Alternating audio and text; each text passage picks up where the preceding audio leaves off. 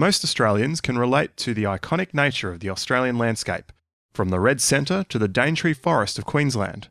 But does this landscape, and that of our cities, still play a role in shaping Australian identity? That's one of the questions set to be tackled at this year's University of Melbourne Festival of Ideas, which will focus on the pursuit of identity across the broad themes of landscape, history, and genetics.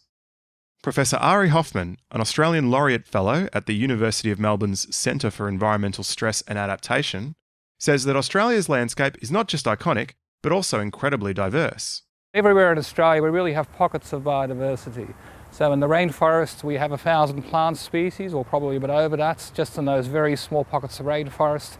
But even in Victoria's Alps and New South Wales Alpine region we have up to about 700 species. So that again is a pocket of biodiversity. So we have a country that looks fairly monotonous, but in a sense there are all sorts of exciting pockets of biodiversity scattered everywhere. When Australia was first settled by the Europeans, we had very much an attitude of biodiversity as being not important. In other words, really something to be tamed and a hindrance, if you like, to development. So, of course, when we first settled Australia, we launched upon a campaign to clear large areas of the country, and we really didn't appreciate biodiversity.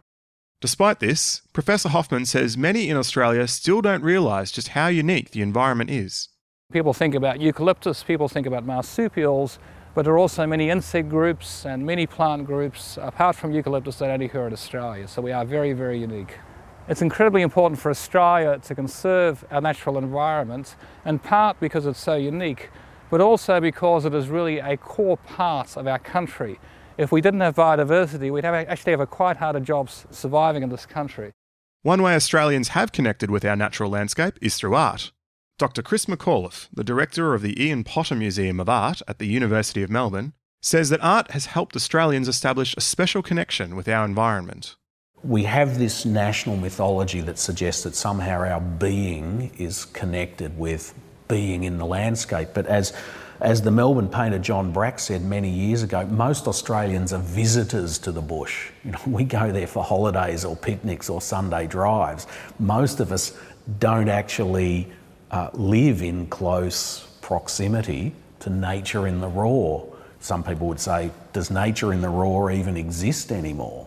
I think it's fitting that we look at art to provoke that debate again. We have these colonial images that write it in capital letters, don't they? But then there are other people who say, that's a great story and those are great questions, but what's it mean to someone who's arrived from Sudan in the past 5 years and is living in Springvale? For Dr. McAuliffe, the Australian landscape and its artistic representations can help provide a sense of togetherness.